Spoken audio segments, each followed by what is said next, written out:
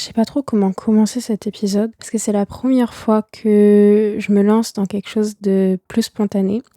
Parce qu'auparavant, j'avais toujours un script à suivre pour savoir ce que j'avais à dire à la virgule près.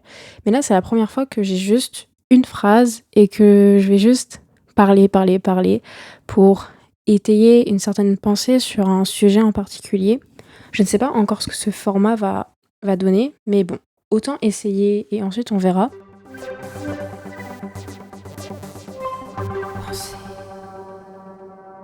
La phrase du jour est, je cite, aller bien, c'est aussi savoir aller mal.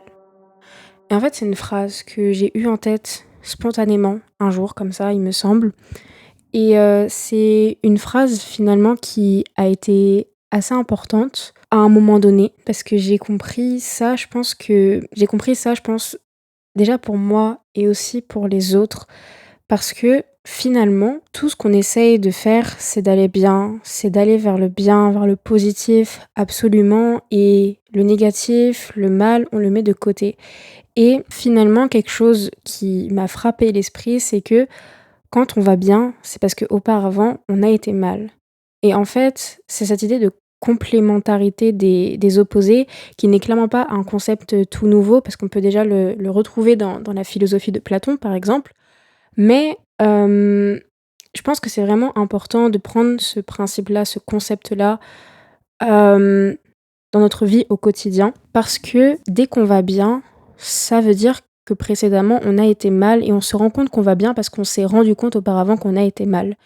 Et donc, j'ai envie de faire un parallèle aussi avec, un livre que j'ai lu, je ne sais plus exactement quel était le titre, mais c'était, un livre de Krishnamurti, un philosophe indien, il me semble, et ce livre portait sur la peur.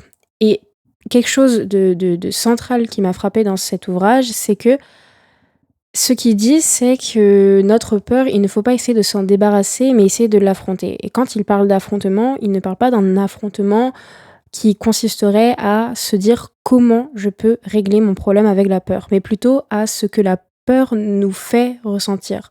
C'est-à-dire qu'il ne faut pas se dire j'ai peur et je cherche les solutions d'anéantir cette peur, mais plutôt j'ai peur et j'essaye de confronter cette peur, j'essaye de réellement voir ce qu'elle procure en moi. Et donc finalement, j'ai essayé d'appliquer ça avec le mal-être. En allant mal, je n'essaye pas de me dire pourquoi tout le temps.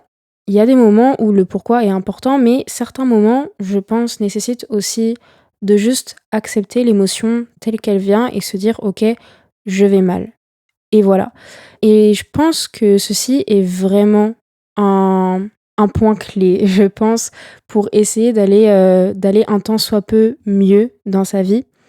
Parce que mine de rien, quand on accepte notre mal-être, on accepte une partie de nous-mêmes, je pense.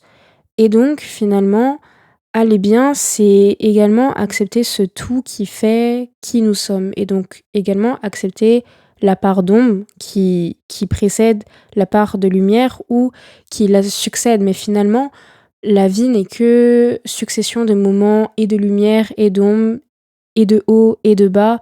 Et donc, ne vouloir aller que vers une seule chose, seulement vers la lumière, seulement vers le bien, c'est peut-être passer à côté d'une chose qui fait qui on est. Et donc, c'est peut-être passer finalement à côté du réel, entre guillemets, bonheur qu'on est en train de chercher. Peut-être qu'il faut sincèrement, se dire que le bonheur n'est pas juste le fait d'aller bien sur le long terme. Peut-être qu'il faut réellement appliquer cette idée de le bonheur, c'est le bien, enfin, pas le bien, mais la joie qui peut intervenir même dans les moments où ça ne va pas. C'est-à-dire que il y aura forcément des jours où ça va moins aller que d'autres, et le bonheur est certainement de se dire que la joie peut intervenir à n'importe quel moment. Et le malheur serait alors le fait d'être triste et de ne jamais pouvoir redevenir joyeux. Alors que dans le bonheur, dans ces instants où nous n'allons pas bien mais que nous sommes heureux, la joie est toujours possible. C'est se dire que la joie est toujours possible. Finalement, c'est certainement ça la définition du bonheur. Et cette idée, je la prends d'un philosophe, André Comte-Sponville, dont j'avais écouté l'un des discours. Et cette manière de voir le bonheur a totalement transformé ma vision du bonheur déjà d'une. Et de deux, je la trouve ultra intéressante pour la compiler à d'autres manières de voir la vie et de voir nos sentiments en mouvement dans cette vie.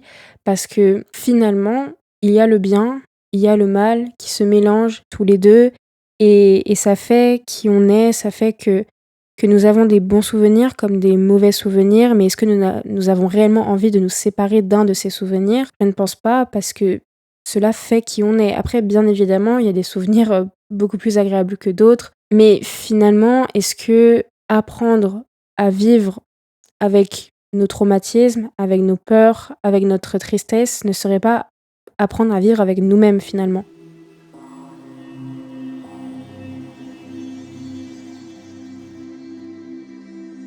Et je tiens à souligner que lorsque je parle de tristesse, lorsque je parle d'aller mal, c'est surtout d'un point de vue, mental, on va dire au niveau de la santé mentale parce que bien évidemment qu'on peut pas non plus jouer avec le bien, le mal en se disant: «Ah je vais mal, mais ça veut dire que tout va bien parce que j'apprends à aller mieux finalement dans ma vie». Il y a des moments où il faut savoir, justement vraiment regarder le mal en face et se dire: «Là, je vais pas bien» et il y a des solutions à aller chercher parce que si je vais pas bien, c'est qu'il y a un véritable problème à régler. Donc bien évidemment que je dis pas que la solution n'est jamais à trouver. Mais je dis juste que dans des moments où on sent que notre morale est un petit peu moins là, comme par exemple les jours où on se lève pas du bon pied comme on le dit si bien, peut-être que finalement, la solution telle qu'on la cherche n'est pas à réfléchir justement à la trouver, n'est pas à essayer de la chercher, mais peut-être que cette solution est tout simplement d'affronter le fait que ce jour-là ne soit pas le jour le plus parfait de notre vie et c'est pas grave parce qu'il y en aura d'autres et on se rendra compte des autres jours qui seront vraiment bons parce que les jours précédents auront été moins bons.